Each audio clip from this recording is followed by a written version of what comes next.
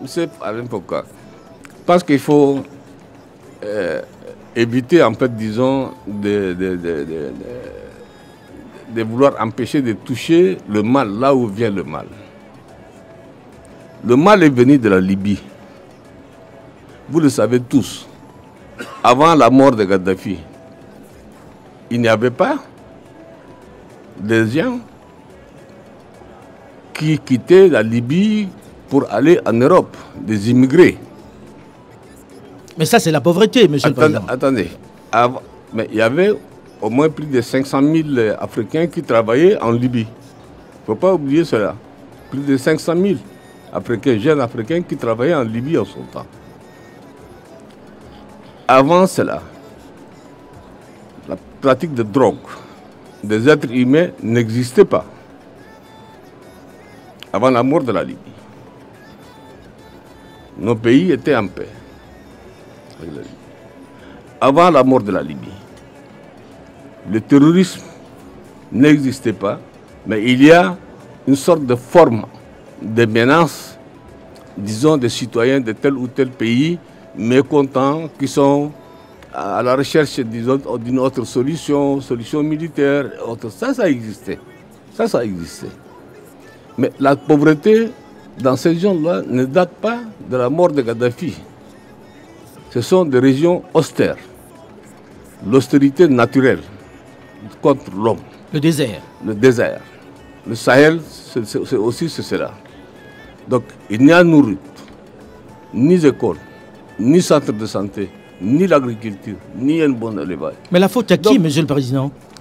Cette faute revient à nous, les gérants de nos pays.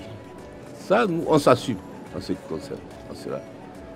Et nous sommes aussi conscients aujourd'hui que la lutte contre le terrorisme avec les armes seule ne peut pas résoudre la question. Il faut les deux options. Développement et en même temps lutter contre le terrorisme. Et c'est pour ça que nous avons initié ce qu'on appelle le programme intérimaire prioritaire, PIP, dans le cadre du G5 Sahel. Nous avons eu plusieurs rencontres dans nos pays, différemment, à Bruxelles, et des amis, des donateurs, des partenaires techniques et financiers nous ont promis plus de 12 milliards de dollars, n'est-ce pas, pour développer cette zone sensible, cette zone qui peut être le terreau où le terrorisme peut facilement s'installer dans cette zone. Nous avons fait nos projets. Mais jusqu'au jour où je parle, en ce qui concerne le Tchad, aucun de ces projets n'a été financé. On n'a pas de financement. On nous accorde. Qu'on nous accorde le bénéfice des doutes. Qu'on nous donne cet argent, on a créé des structures parallèles qui doivent jouer l'intermédiaire entre nos États. Quand vous dites « on », monsieur le Président, vous avez dit on va parler franc. Je prends le cas de l'Union européenne. Oui. Oui. Le cas de l'Union européenne. Sur tout ce qui a été financé, qu'est-ce qu'on a demandé? 12 milliards d'un côté pour le développement et 400 millions de dollars pour équiper nos armées, pour faire face à la situation de l'agression, de l'insécurité contre le Boko Haram. Sur les 400 millions, rien, jusqu'à aujourd'hui. Sur les 12 milliards, rien, jusqu'à aujourd'hui. Donc, vous le savez très bien, nos pays sont pauvres.